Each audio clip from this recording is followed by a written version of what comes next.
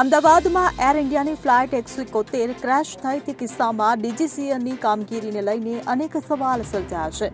Minimum maintenance સાથે ઉડતા પ્લેનોની સામે ડીજીસીએ યોગ્ય કાર્યવાહી કરવામાં નિષ્ફળ જઈ રહ્યું હોવાને કારણે આ ઘટનાએ આકાર લીધો હોવાનું ઘણા કહી રહ્યા છે.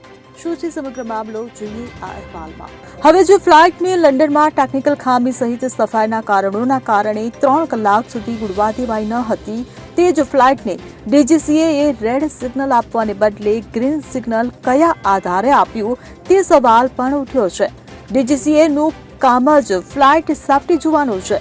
હવે જો એર ઇન્ડિયાની આ ફ્લાઇટ લાંબા અંતરની મુસાફરી પછી ઉડવા માટેની પૂરતી ક્ષમતા ધરાવતી ન હોય તો ડીજીસીએએ તેને ઉડવા કઈ રીતે દીધી? દરેક પ્લેને લાંબી મુસાફરી કરી હોય તેના પછી તેને થોડો બ્રેક આપવામાં આવે છે અને આ દરમિયાન તેના કેટલા સ્પેર પાર્ટ્સ ફિટ છે તે બધું ચકાસાય છે. તેથી ડીજીસીએએ એર ઇન્ડિયાની ફ્લાઇટમાં આ પ્રકારની ચકાસણીની તસદીક કેમ ન લીધી તે સવાલ સુરક્ષા નિષ્ણાતો પૂછી રહ્યા છે. ત્યારે ફ્લાઇટ સિક્યુરિટી એક્સપર્ટનું માનવું છે કે ડીજીસીએએ ચોક્કસપણે ક્યાંક કાચું કાપ્યું છે અને તેના કારણે આટલી મોટી દુર્ઘટના સર્જાય છે. આખી દુર્ઘટનાની જવાબદારી હોય તો તે એર ઇન્ડિયા કંપનીની તો છે જ, પરંતુ બીજી જવાબદારી ડીજીસીએની પણ છે.